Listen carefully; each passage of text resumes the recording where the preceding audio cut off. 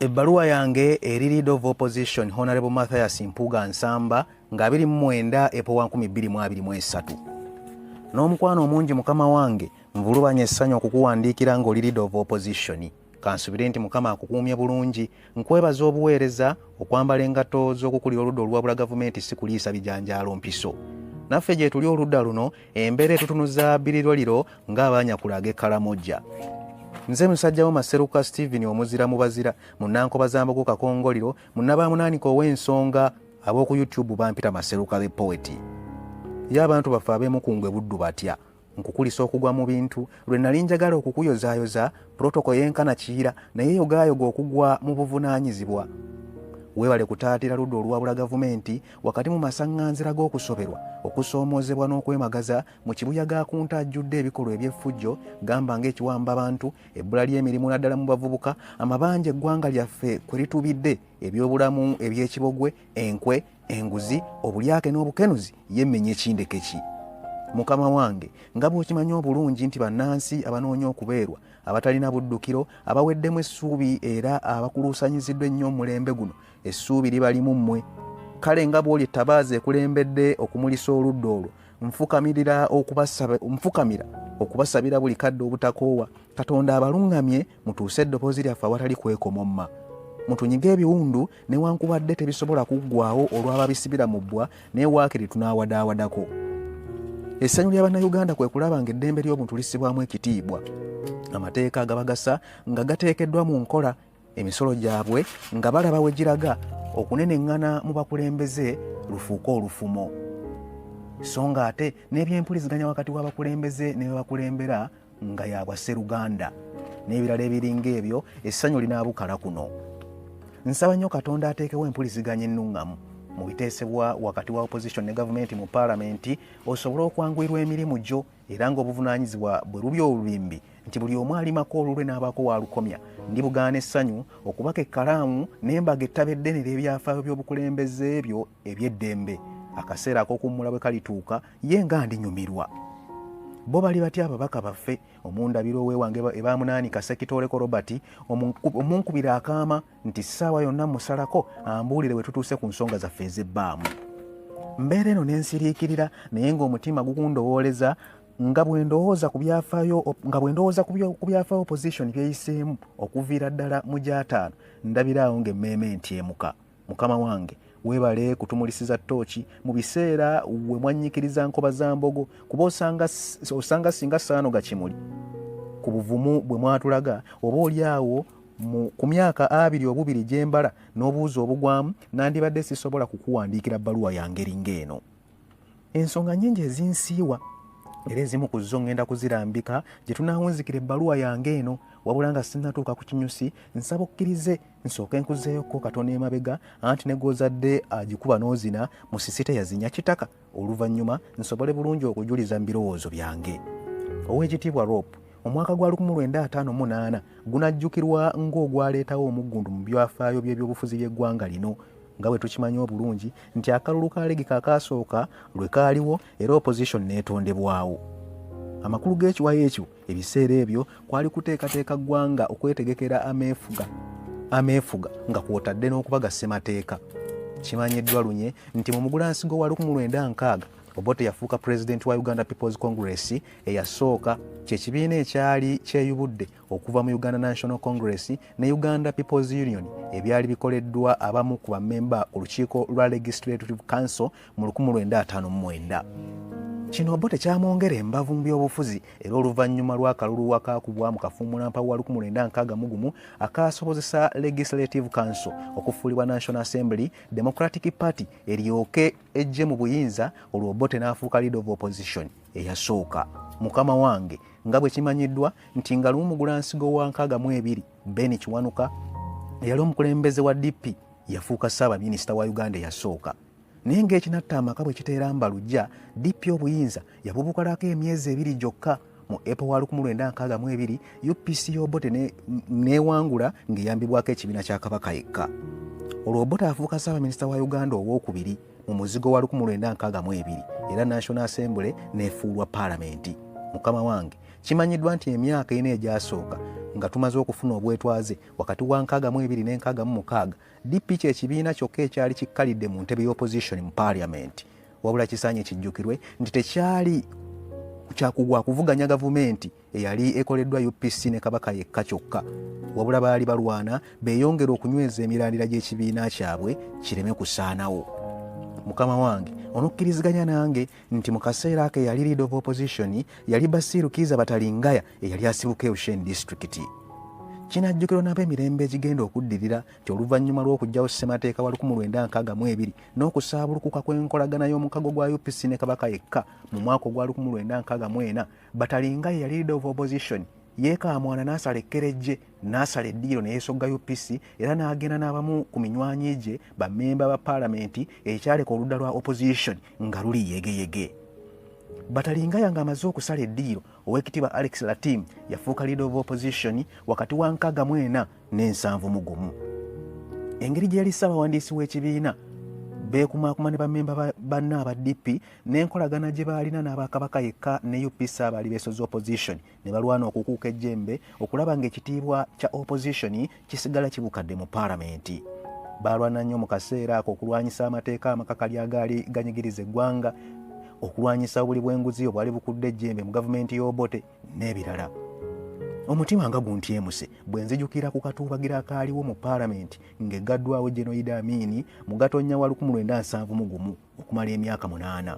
Ssebo wange mwe mutukiza bye twalabye naye batunyumiza nti ekiseera ekyo enfuga yali ya kinnamagye nnyo era bannabyabufuzi bangi aba UPC ne DP baatandika obulamu bwabwe okubutambuliza mu ngeri y'ekimpowooze, ate abalala ne baddukira mu buwaŋŋanguse nga n'Obote yennyini yaserengete Tanzania.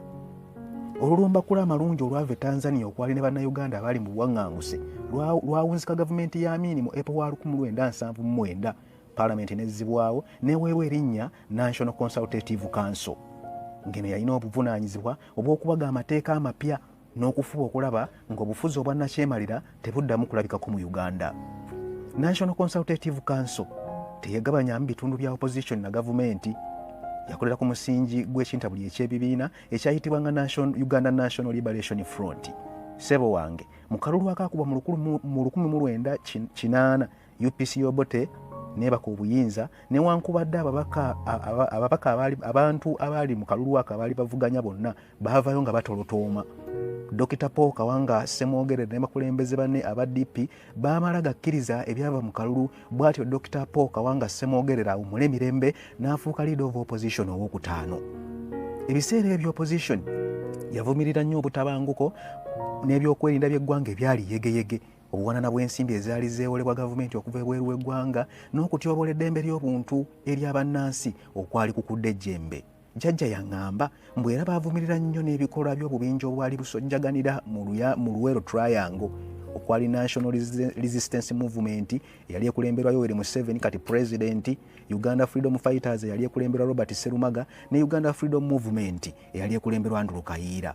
Mukama wange ndowooza onokkiriziganya nange nti mu kasambula wa 1985 gavumenti y'Obote yamaamulwako General Tito Okello Lutwa era naggalawo paalamenti newankubadde oluvannyuma yaddamu n'eggulwawo mu February wa 1986 n'etuumibwa National Resistance Council nga National Resistance Movement ewambye obuyinza. Tetwalina opposition ntongole mu kiseera kino nga bwe kyali ku National Consultative Council ya 1978 kubanga National Resistance Council kaali kabondo ka NRM ak'okuntikko mu lutalo lw'ekiyeekera olwakekeza ennyago wakati wa 81 ne 86. Na bwe kityo kyababeerera kyangu bo bennyini okwegabanyiza ebifo mu paalamenti ne basigaza n'erinnya erya National Resistance Council. Nalina akamala emyaka 2 gyokka ku nsi ng'akalulu ka 1996 kaakaggwa, National Resistance Council yaddamu n'eyitibwa paalamenti nga tuli mu nfuga ey'omugendo okutuusa mu 2006. Kino ne kitegeeza mukama wange nti tewaaliwo leader of opposition mu butongole okuva mu July wa 1985 okutuuka mu May wa 2006. Mpozi ekyakolanga opposition oba bwe bubondo obwali mu paalamenti gamba ng'aka Parliamentary Forum n'eyanga Parliamentary Group. Mwami Museveni yatuuzibwako akazito okuva mu ggwanga n'ebweru waalyo okussaawo omwaganyo ogw'ebibiina by'ebyobufuzi referendum neekolebwa mu July wa 2005 era abaalonda ne basemba ekyokuzzaawo enfuga ey'ebibiina. Abazzukulu ndi bannyonnyola nti akalulu ka 2006 ke kalulu k'ekintabuli ky'ebibiina by'ebyobufuzi akaasooka oluvannyuma lw'emyaka 20 beddu nga gavumenti ya Mwami Museveni ewambye obuyinza. Mukadde wange bwe wabaawo wensobezza onompabula anti omuweesa ekimuzimbya ku kkubo kuba kulagirirwa. Naye nzijukira bulungi nti mu kalulu ka 2006 Forum for Democratic Change kye kibiina ekyasinga enkizo ku ludda oluvuganya gavumenti, era Professor Maurice Ogenga Latigo eyali akiikirira Agago County okuva mu Acholi n'afuuka leader of opposition ow'omukaaga mu Parliament ey'omunaana. Era mu kiseera ekyo bannabyabufuzi bangi baali bakyalina ekiri ku nfuga ey'omugendo gye baali bakayitamu, era kye kimu ku byasinga okukaluubirira ennyo Professor Latigo okuzza obujja entambuza y'emirimu gya Parliament nga gyesigamiziddwa ku nkola y'ekintabuli eky'ebibiina multi-party system. Wabula olwendo we lwomeseza amazzi mwanatu ate we lwatikira, Professor Latigo teyasobola kweyongerayo mu Parliament ya mwenda nga leader of opposition. Olw'ensonga ezaali mu Acholi zensuubira nti naawe ozimanyi. Mu kalulu ka bonna akaddako aka February wa 2011 Honorable Nathan Nandala Mafabi n'agwa mu bintu n'afuuka leader of opposition ow'omusanvu. Tetusaanye kwerabira nti Honorable Mafabi yasomoozebwa nnyo okukulembera opposition yalimu ababaka ab'olubatu ng'ate ekibiina ekiri mu buyinza ekya NRM kyalina ababaka bangi ddala. Ebimu ku binajjukirwa ennyo ku mulembe gwa Honorable Mafabi ge mabago g'amateeka nga Anti-Money Laundering Bill ne Public Order Management Bill lwakuba naye musajja wattu era teyasobola kumalako kisanja kye eky'emyaka 5 nga leader of opposition kuba yakaweerezaako emyaka 2 n'ekitundu n'ayagala abojje enswa 2. Yeesimbawo kuba pulezidenti bwa Forum for Democratic Change. Akalulu bakeetabamu ne General Mugisha Muntu era ne kamumegga newankubadde yajulira ng'ayitamu structures z'ekibiina kyabwe, omukisa tegwali ku sayidi ye era bannamawulire baatandika okumukomerera. Oluvannyuma review yakolebwa, Forum for Democratic Change Party President General Mugisha Muntu eyali alondeddwa n'alonda Honorable Philip Wafula Ogutu eyali MP wa Bukoli Central mu kiseera ekyo addire Honorable Mafabi mu bigere nga leader of opposition ebbanga eryali lisigaddeyo. Bw'atyo Honorable Mafabi n'atuukiriza enjogera eri egamba nti abikka enswa 2 tabojja. Olw'obudde mukama wange nsaba okkiriza embibuukire nga bwe mbiddiŋŋana tuuto ku mukyala eyali teyeemotyamotya Honorable Winnie Kiiza, Honorable Betty Aroro Chani, yogayoga kuggwe mukama wange Hon. Mathias Mpuuga owa National Unity Platform. Mukama wange okusinziira ku byafaayo n'onsonyiwa okulombojja ennyo okusinziira ku byafaayo ebitonotono ebyo byenkoonyeeko ne byesikoonyeeko nsobola okwefumiitiriza ku buzito n'okusoomoozebwa okuli mu ntebe gy'otuddemu.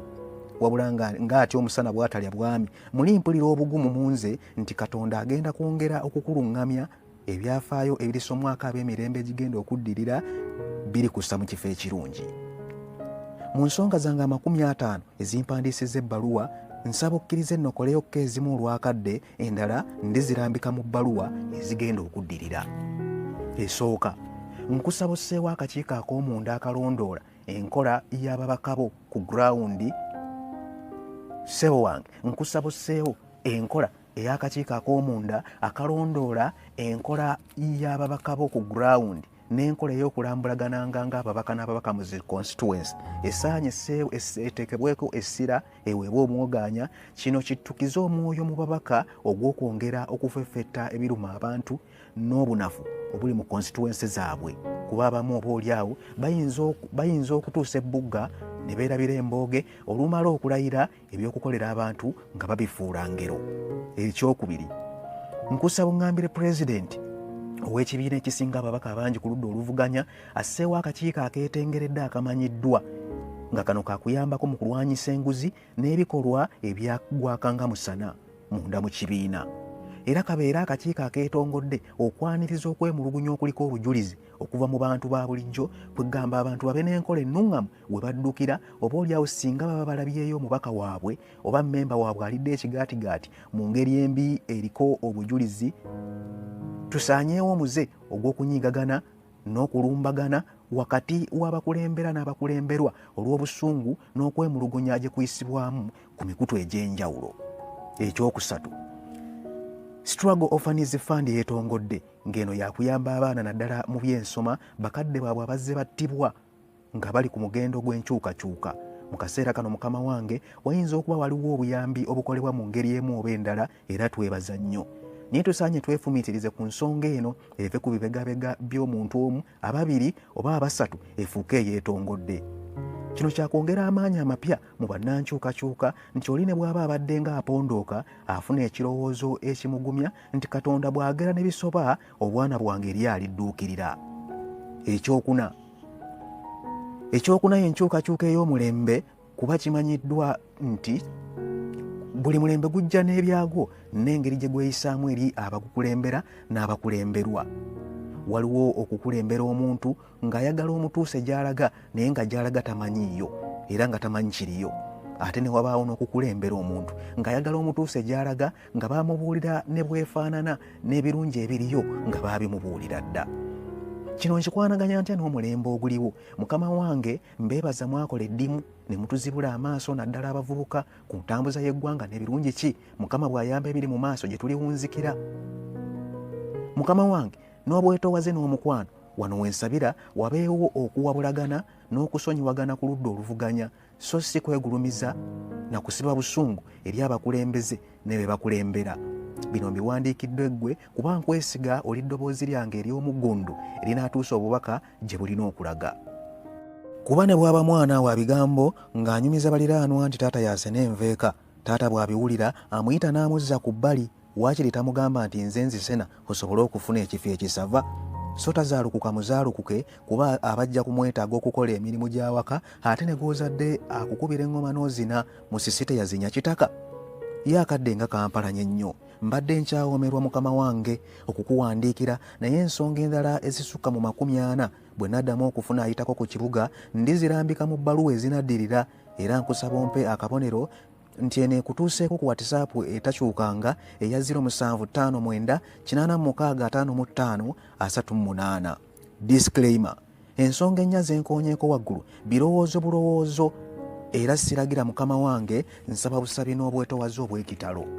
Nsaba nnyo Katonda akunkuumire, bandabire nnyo mikwano gyange bannabuddu. Nze musajjawo muzzukulu w'olutalo Maseruka Stephen, munnaluweero ow'ensonga, omuzira mu bazira.